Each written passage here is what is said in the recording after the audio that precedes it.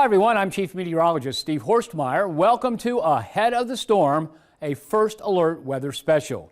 These are the monsters, the EF4s and 5s, with winds approaching or surpassing 200 miles an hour. They're the stuff nightmares are made of, and if you happen to cross paths with a major tornado, the memory may haunt you for the rest of your life. I'm in the 45th year of my career, and these 4 dates I will remember for the rest of my life. Each one, an EF4 tornado ravaged parts of the tri-state. First of all, on June 2nd, 1990, that was the tornado that went from Harrison across northern Hamilton County into Butler County. The next one, November 22nd, 1992, that one was also an EF4 that went from Worthville in northern Kentucky, crossed the Ohio River twice, ended up in Boone County, Kentucky. We're talking about April 9th, 1999, the famous Sycamore Township blue ash tornado that went all the way up to Loveland, just missed Sycamore High School.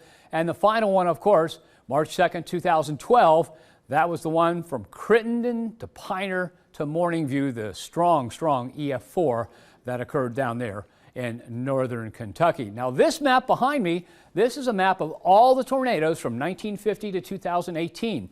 You have to look long and hard to find a 3, 4, or 5. It's mostly zeros and ones.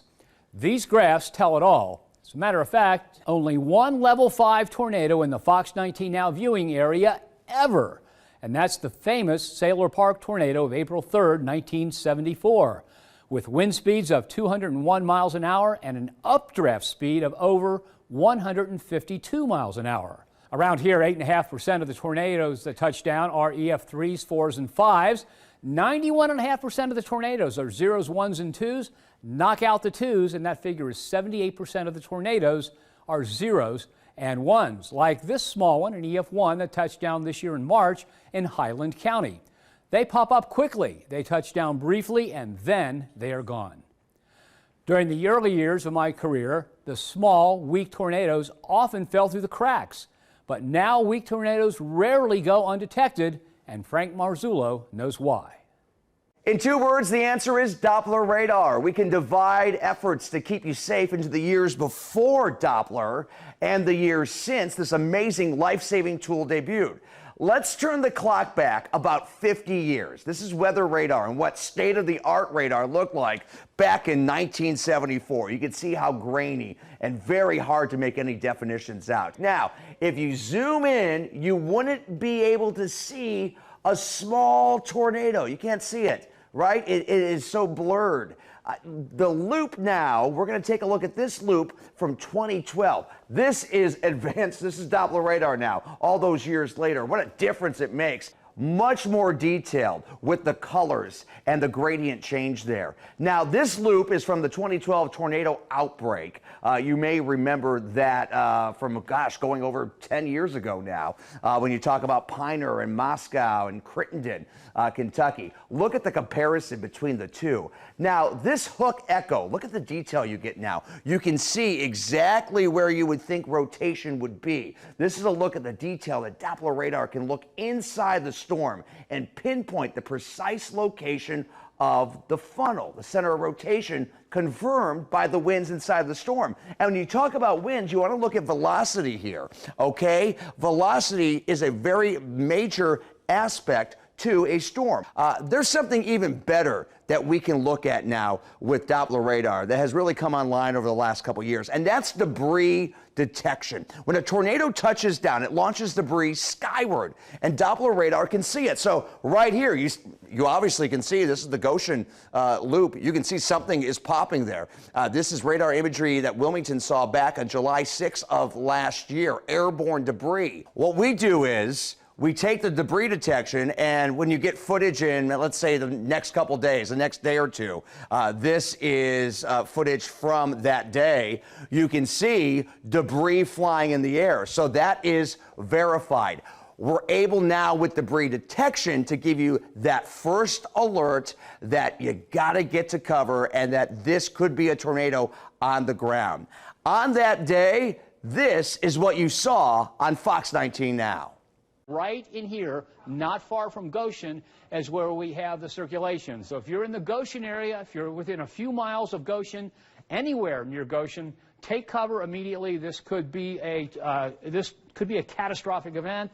It has been 10 months since we warned the residents here in Goshen about that tornado, and you can tell from looking above that the damage is still evident. Some people are just beginning that rebuilding process, and others are well into it. It was an EF2 tornado with wind speeds of 130 miles per hour. It was shocking, the amount of devastation, and the fact that it touched down next door to us was scary.